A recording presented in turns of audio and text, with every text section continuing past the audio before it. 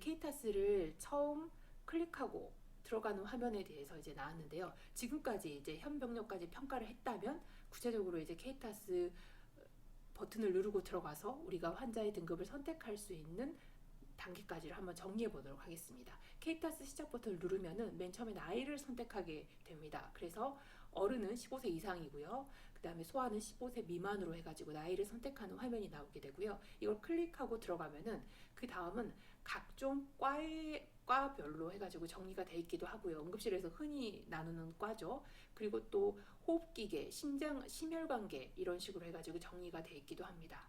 자, 그리고 특히 외상 같은 경우는 파란색으로 정리가 돼 있고요. 이 외상의 부분들은 각각의 과에도 들어가 있어요. 그래서 정형외과 안에도 상지 손상, 하지 손상이 들어가 있고요. 소화기 안에도 항문 직장 외상이 들어가 있고 이비인후과 안에도 경부 외상이 들어가 있습니다. 자, 그러면은 이 사람이 사고가 나면 당연히 다쳤을 거고 그럼 당연히 아프겠죠.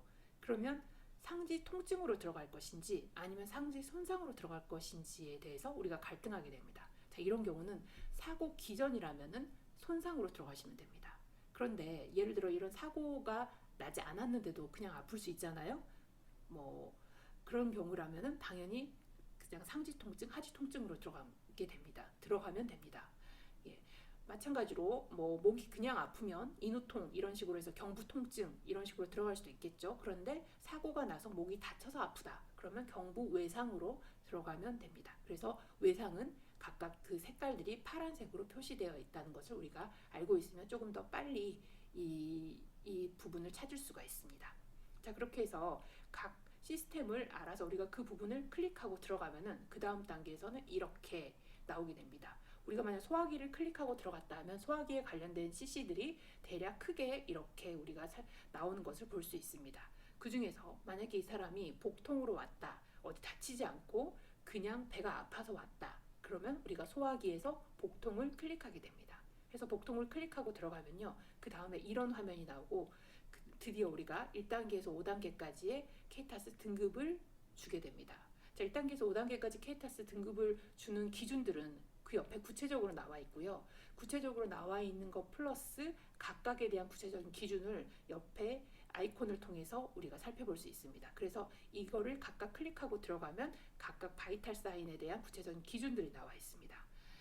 자, 그런데 문제는 우리가 이러한 기준들을 조금은 인지를 하고 있는 것이 좋습니다. 왜냐하면 1차 고려사항, 2차 고려사항을 그냥 우리가 클릭해서 본다면 이 모두를 다 읽기에는 굉장히 오랜 시간이 걸리거든요. 그래서 대략 이런 사람은 1단계다, 이런 사람은 2단계다라고 우리가 대략적으로 그 기준을 알고 있는 것이 필요합니다.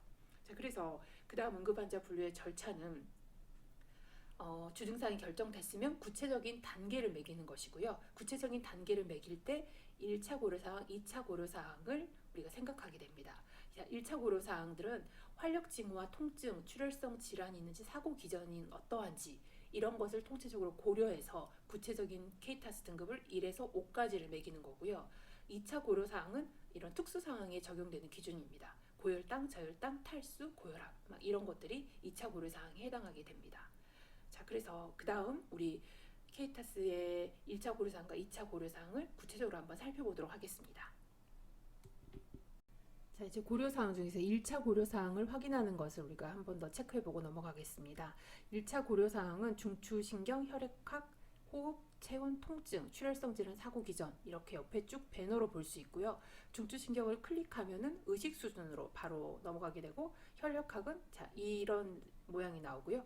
호흡을 클릭하면 이 화면으로 넘어가게 됩니다. 이 각각에 대해서 우리가 잠깐 살펴보고 넘어가도록 하겠습니다. 자, 먼저 중추신경계를 클릭하고 들어가면은 의식 수준을 평가하는 단계가 나옵니다. 의식 수준 평가에서는 우리가 주의해야 될 것은 이 사람이 의식이 없다 그러면은 당연히 K타스 1단계가 되고요. 의식 수준이 변화된 상태다, 이 사람이 어느 정도 소리에 적절하게 반응을 한다, 그럼 K타스 2단계가 됩니다.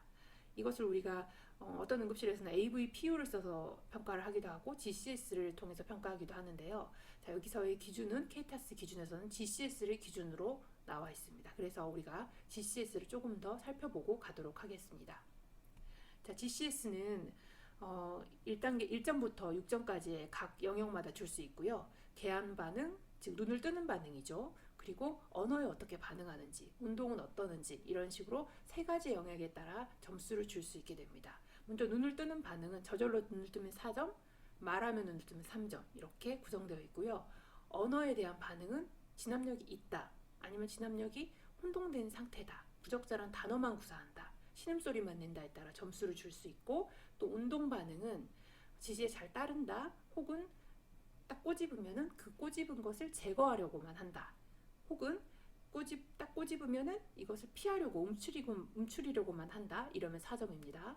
그리고 우리가 비정상적인 굴곡이라고 해서 환자들이 신경외과 환자들 같은 경우 이런 모습 자주 볼 수 있죠. 이런 모습이나 이런 모습. 자, 그래서 C자 모양으로 환자의 팔이 이렇게 구부러진 이런 모양이다. 그러면은 비정상적인 굴곡해서 3점을 줄 수 있고요.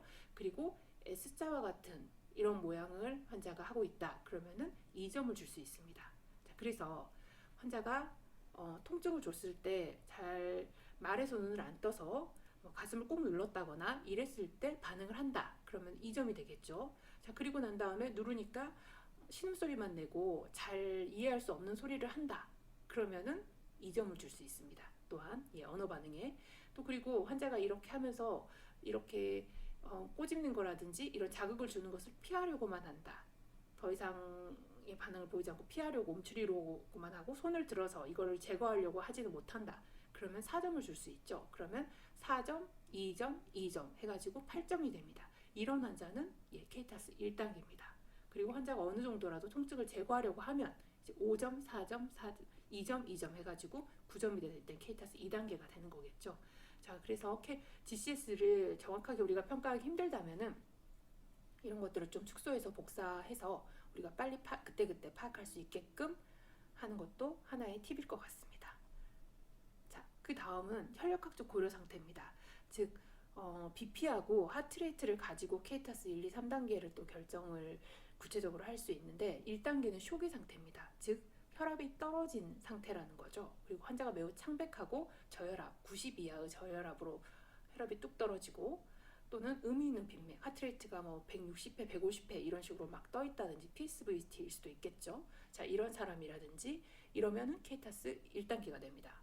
그리고 환자가 보더라인한 경계성 관류의 증거가 보인다. 예를 들어서 가만히 있을 때는 앉아 있을 때는 괜찮은데 갑자기 쑥 일어났을 때 싱코브를 일으킨다든지 혈압이 뚝 떨어져서 그런다. 그러면은 기립성 저혈압이겠죠. 그런 사람은 2단계입니다.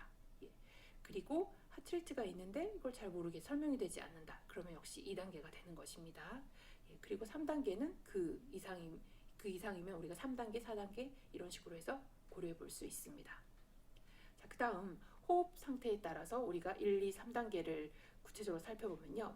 환자가 숨이 차서 왔어요. 그런데 환자가 자기 숨찬 것을 표현을 하지 못하고 그냥 숨차 내지는 힘들어 이런 식으로 어느 정도의 단어만을 말한다. 그러면은 케이타스 1단계를 줄 수 있습니다.